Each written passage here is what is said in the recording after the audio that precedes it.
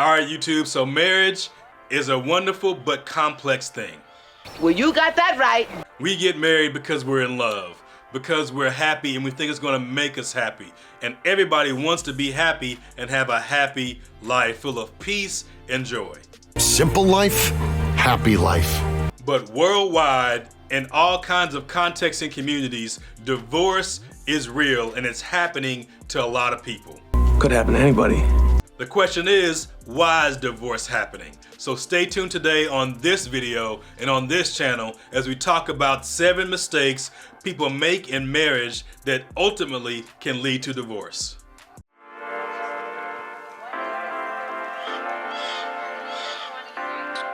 What is going on, YouTube, and welcome to or welcome back to Faith Like That.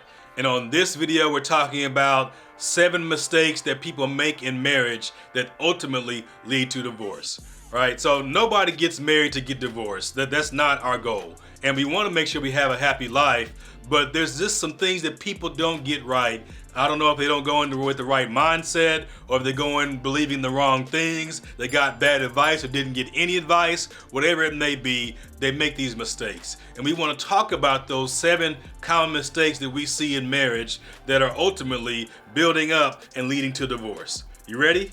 Let's do it. The first mistake that people make is they don't communicate openly or even honestly. If you watch our channel, you've heard me say this before, that communication is key and foundational in relationships. And if you're not communicating, you are disabling your relationship and you're almost putting up walls that eventually will continue to block each other out until you don't even want to be together anymore. That you don't know someone if you're not talking. You don't know what they need or what their needs are, what their expectations are if you're not communicating, or if you're not communicating honestly. Some of us don't tell the truth, even though we do talk, because we don't want to upset anybody. We want to people please. We don't want them to think this or feel this way, so we'll just say this so it's okay right now, but then we're really upset on the inside, and now we feel taken advantage of, and we regret that thing, and even them making this decision of marriage and ultimately could lead to divorce. So you need to communicate how you're feeling, the things that you need, the expectations that you have, because we can't expect anybody to read our minds. Your spouse cannot read minds. This isn't superpower, Marvel, Avengers. Nobody is psychic in your marriage, right? So you need to make sure you're saying the things that you're thinking and you're feeling to make sure that they know, and you all can communicate and find a common ground and even a compromise if necessary. But it won't happen if you don't talk. Mistake number 2 is that you don't spend time with each other. Right? You have to make time for each other. You have to spend time, intentional time, not just that we're in here together, but we're doing this thing intentionally, connecting, talking, interacting, where we're together. And if you don't, ultimately over time, you're going to continually drift apart. And then it's just, we're roommates and we don't need to be married because we really don't spend any time together. The third mistake is not respecting each other and each other's opinions, right? So we, in a healthy marriage, everyone in that marriage should be able to express what they think and how they feel and what they need and expect without fear of judgment or ridicule or even retaliation.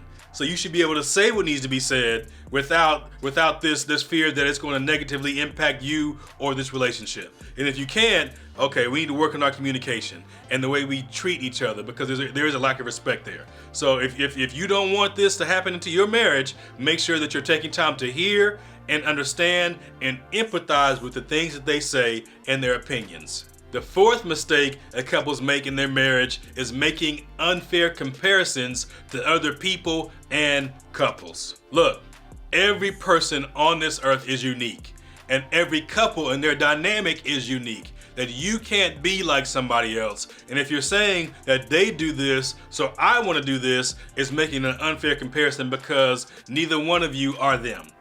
So be you and do what works for you. Find your thing, your rhythm, your cadence, the way that you discuss, the way that you all like to be loved, and the things that you enjoy and do. You telling somebody that you want to do something like some other couple means that you don't like them, you like that couple. So if you don't like me, then why would you want to be with me? And ultimately it's going to lead to divorce as this continues to happen, because you don't want me, you want them. So let's not have me and waste my time. So we don't want that. We want to make sure that we're taking the time to recognize and appreciate that, hey, you are unique and I want to build this thing with you, not them. The fifth mistake that we see couples make is that they don't set boundaries. You gotta set boundaries with your work. You gotta set boundaries with your hobbies. You gotta set boundaries even with your relationship. Everybody needs a break, maybe some alone time just to think, right? So even in your relationship with your spouse, there should be boundaries so everyone feels valued and respected. There should be some lines that are not crossed. So make sure that the boundaries are set and communicated. The sixth mistake that we see couples make is that they don't show appreciation for their spouse. I don't care who the person is and what they say. Everybody likes to be appreciated for who they are and for what they do. They may know that you love them, they may know that you appreciate it, but you need to make sure that you're telling them that and you're finding ways to show them that you appreciate them. And finally, the seventh mistake that we see couples make in their marriage that can ultimately lead to divorce is there's not an even split of money and responsibilities in their marriage. If there's only one person that pays the bills, that makes the food, that cleans the house, that works and cares with the kids, that answers the emails and the phone and helps the kids with homework, and you just come home and watch football, or you just come home and you read your book and talk on the phone with your friends and gossip, and now if that's what you want to do, that's fine. No knock to gossiping if that's your favorite activity, but still you talk to your friends and you laugh and you kiki on the phone, and that's all you do while he pays all the bills, takes out the trash, cleans up the house, cooks the dinner, then yeah, they're going to be resentful, right? They're going to resent this and they're not going to be happy over the long haul. That these responsibilities should be divided up and equal. So should the money. I shouldn't be the only one with access to the money, right? That my spouse should also have access to the money and with the responsibility and authority to spend as we see necessary. But we need to divide this up and make sure that we have a plan and we've communicated expectations and boundaries up to this point, and see how those other mistakes kind of come into this, that this is the way this should go. And if we haven't, then we're kind of setting ourselves up for a failure. So thank you for spending time with us today, and I really hope this was helpful to you. And if you're still here, I want to ask that you subscribe to our channel. We want to continue to help, we want to continue to add value, and we feel like the best way we can do that for you and other people is to grow this ministry and this channel so we can reach more people, right? So subscribe, hit that bell icon so you can know when our videos are coming out. Also, if you're still here, I feel like you liked it, go ahead and smash that like button. And until next time, have faith, be safe, and we'll see you soon.